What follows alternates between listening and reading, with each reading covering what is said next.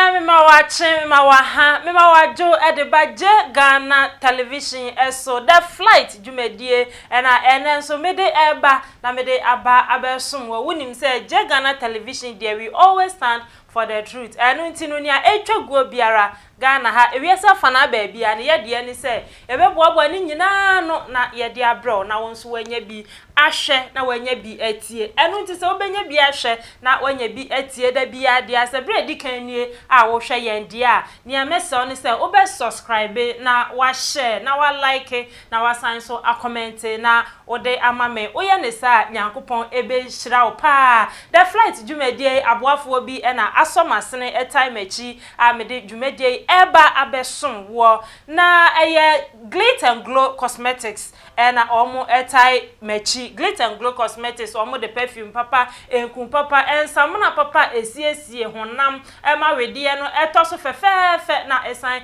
enya ahoden sonkon eno na make camfo de amawosa enso na General Organic Foods enso eye nnuane papa Ghana ye bibrem ha Ghana nnuane ayaboaboa no konkonte sambanche eye gari chese jenne mako ni nyina openam wa bibia wo amano ne ba bia wo bia no se wo pe bia wo fa number no e wo screen na se ofra ye be sende na ye de abrew e wo ba bibiara wo sa enso e na Kinaata Herbal Center enso e di enru papa aba abeso yasene ko Kinaata Herbal Center na omonhwehwe oni pedue mu ema oni atosin atochema e wo mu bia no omo behwe na omo asiesie e de ama kama midi e de afia ba fitweme na mintwa me ho enye aboafo nkrato emra sesia me wo London baby me wo ye Walthamstow wo hie nkun yi bi se wo Manchester wo Birmingham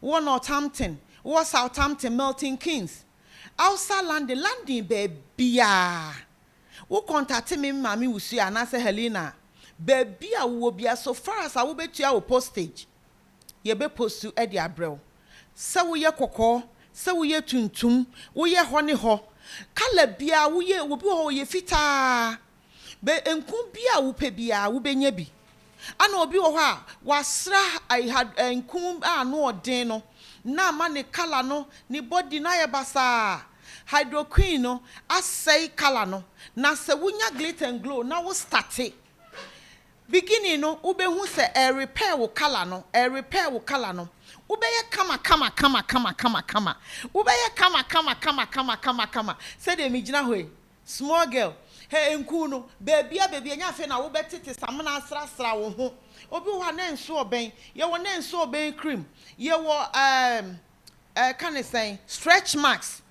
bibia anomu ye wo whitening wo se wo a wo ye kokko wo ye fita wo pese wo ye fita bibia wo pa wo hwe o ringe Santiago kra anase na brown wo Ghana enkum bia wo pe bia wo benya bi na me de me ka landing for contact me a bibia wo bia me de bebrel me wo fie 24 hours enti anytime bia wo pesa wo frɛ me numbers me ni nyina so a ba bia wo bia de how bia wo ka kyerɛ me a me sort problem na ma Glitter and Glow na ye wia ne aba organic product so konkonte enkate rere ende esese kwa de wache powder ye wo prekasa powder ye wo ginger powder ye wo honey wo ho bibia konkonte ye echese enwo zomi everything bibia wo de wo hwehwe sa product ya Ghana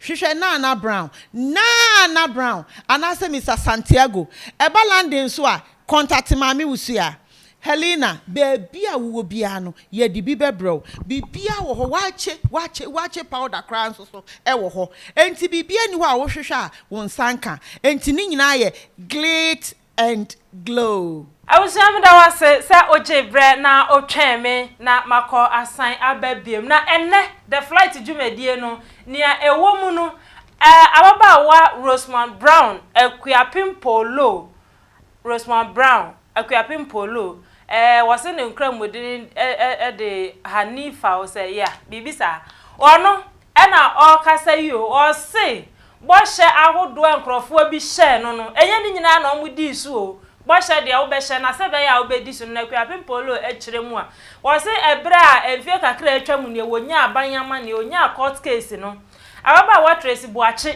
a wo ye Ghana ni sinitwani ehye ne bo ese se okoda fiase a nensem nimu no okoda fiase ya de obehwe ne ba no na watua ne ba ni school fees nyina edi ama no ekosi se obefiri afiase hono na waba nanso ama ne sa Tracy entimi atua ne ba ni school fees ama no esan se wan kwan kodam enti Tracy antua ne ba no school fees afa ama no eye bohye a ebeto odwa nkrofo nyina te enti se wan kire mu ebe te se de Tracy atua ne school fees ama sanso e na o se ababa wa Ayisha Modi enso ehye ne bo ese obema no asase nanso ni nyina no enye ade a ne nsa ekan o so okohwe asase ne de nanso no enye ade a ne nsa kan ye sebeye na obetie na wate ase na wagye adi ese no kretro enti no yenko na wankasa kohwe video no na yensan emra Tracy.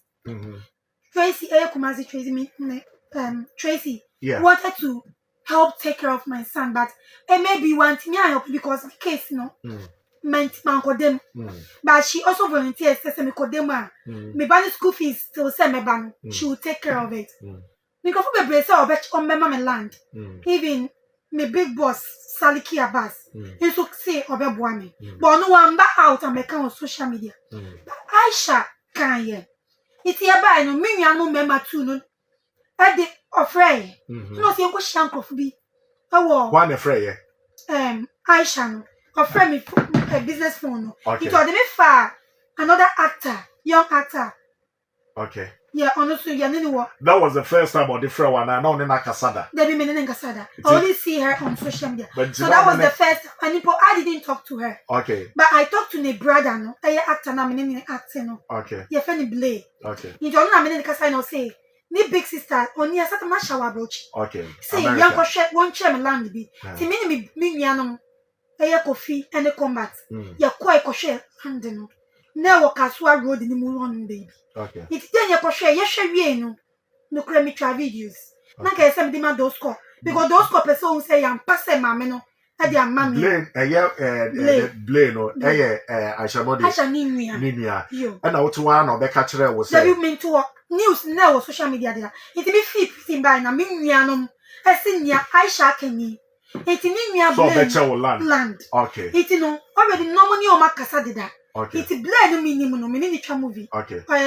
Tall fair guy. Okay. It no offer me saying this no so land the meaning na share. The same half plot. When you blame. Mini blend be share half plot. I don't catch us and there's a start say. Yeah, it no with your movie car call land in this. Okay. With your name call land in so many coach me. Na de chi ye from biom yantiom nka. O frɛ why blame. Land guard no ni blend no ni ade yantiom nka biom. Okay. At that time me na no why Ayisha Na me ni number. I was dealing with Blake and the Langards. Okay. Inti senka unya Ayisha number at that time. Bia ka me sabeka. Eka wo frɔ no ankasa. Ka me sabeka. Inti sisi ana Ayisha feel say bia wo saka No, she knows because if you listen to the statement, oh yeah na. Or see na on mommy land. But when you biom.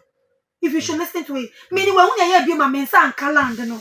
Ayisha and state is on mommy land. Dabi. With what I saw and what I heard, no. Or see Napolo may man land, but when you be one team in Cambium. That is what she said. Okay. But one cat saw Mammy land. Oh, Mammy land, hey, is it easy for someone to give you land? If it's a quarter plot, come in bet me see also. I will let the whole world knows it. But and I know she want to give me, but it's because how to get to me. Not and I will find a way to get to her. I would love to recently so my court case was going on since 2020, no. Miami Freedom 2021. And I was using it to build myself 2022. So 2023 maybe it's going to be a good year for me. Okay. Because I really lost a lot. Okay. Throughout my court case. Okay. So I shall know Abrochi. Honestly, yes, no Yare Kakra. If you be afraid about Ghana, fine. We will meet. Okay. But me say yes, what pass say man am I ungrateful. No, I will never do that. But we hear say no the chawa open. Me pay. Okay. Why not? I shall mama say I will be grateful. And today no catch this here. Oh, you make catch say me sister pay me ni one sem bonny. Me share ni me ni da o no ga say ni. Okay. And I would love to meet her. Okay. And whatever she has for me, I will take it because I need help. I always say it. Or because it's Polo, but not social media. Radio so no, everybody needs somebody. Yeah. Yes. Even your president needs help. It's not me loan. Yes. I'm saying it. Sano casual. Oh, that's a loan. And your president will president be a baby haji loan. Okay. That is it. Okay. It's an obey you beat me here. Okay. As a single parent.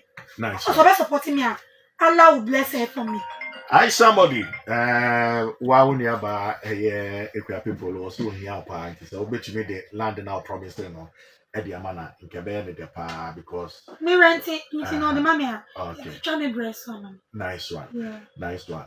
Now, I was here, I don't know, watching me anymore, Samka, or say, Nana, Wasumua, and no, and I will do a new crutch, we say, Aquashe, not wasan so etie ewa wasunu. The flight, you made no, and ne, made a see a hand say, now a boafwa, a saw masne, glitter and glow cosmetics, or modern papa, and some papa perfumes are hodor, or by say when you make up nina, glitter and glow cosmetics, ebeti me, aboasa, quino, and so, and a general organic food, and so edimri and papa, ahodi womu eso yasne Kinaata Herbal Center enso eso yasne apomode famu enrupa papa ena ode ebe tai yechi mede wo esi midinde efia ba efina me producer eye Edmond Opoku Search Falkenberg ena afe K Jesse Abrante my son enso etai mechi meda wase yebesen hia bi surprise.